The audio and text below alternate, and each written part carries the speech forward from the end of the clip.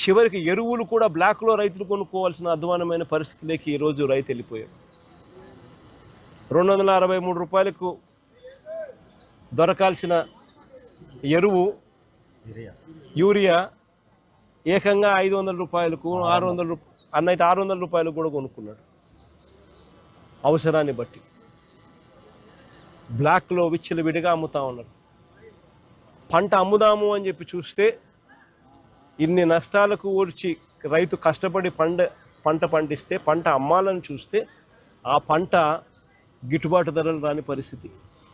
MSP చూస్తే 1750, రైతు చేతికి వస్తుంది ఎంత అంటే కేవలం 1350 రూపాయలు. ప్రతి అడుగులోనూ కూడా రైతు నష్టపోతా ఉన్న పరిస్థితి ఈ చంద్రబాబు నాయుడు గారి ప్రభుత్వంలో మనం చూసాం.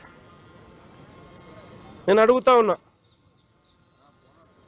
అదే ఒకసారి ఇంతకుముందు గతంలో వైఎస్ఆర్సీపీ ప్రభుత్వ హయాంలో ఈరోజు ప్రతి రైతు కూడా ఏ విషయాలు గుర్తు తెచ్చుకుంటా ఉన్నాడు.